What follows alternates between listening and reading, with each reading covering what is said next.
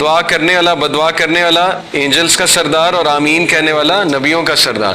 ان میں سے ایک بدعا تھی کہ برباد ہو وہ شخص جس کے ماں باپ بوڑھے ہیں اور وہ ثواب نہ، اجر نہ لے ان کی خدمت کر کے، اور نبی صلی اللہ علیہ وسلم نے کہا آمین۔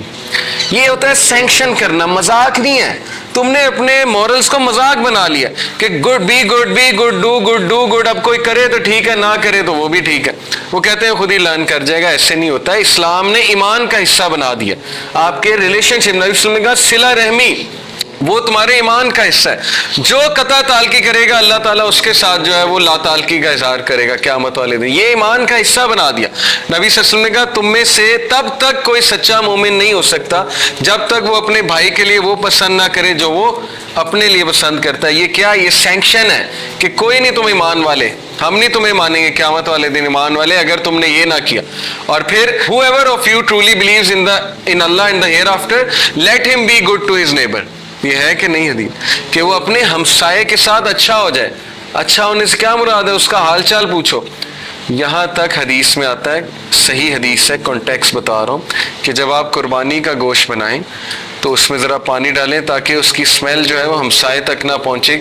کیا پتہ اس نے قربانی نہ کی اور اس کے دل میں آئے محرومی، سینس آف محرومی اس کے دل میں نہ آ جائے۔ یہ ہے ہمارا دین ریلیشن شپس کے حوالے سے۔ تو دین ہمارا اوتھینٹک ریلیشن شپس کی طرف ہمیں لے جاتا ہے۔ کس طرح؟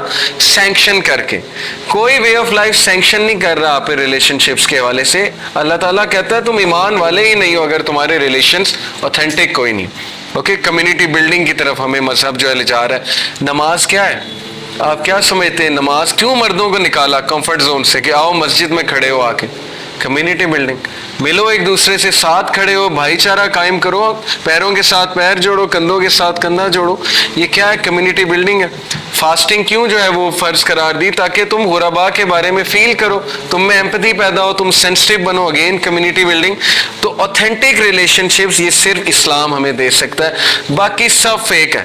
ویسٹ کی ہم بڑی مثال دیتے ہیں جی، وہ بڑے اچھے ہیں، بڑے اچھے ہیں، ٹھیک ہے بڑے اچھے ہیں، مانتے ہیں وہاں پہ لوگ اچھے ہیں، لیکن ٹرسٹ می جو ان کا سٹرکچر ہے نا سوسائٹی کا، سوسائٹی کے سٹرکچر کی بات کر رہا ہوں، وہ پروفیشنل ایتھکس پر بیسڈ ہے۔ دا ریزن وہ ان کے ایتھکس اتنے اچھے ہمیں لگتے ہیں وہ پروفیشنلزم کی وجہ سے ہیں۔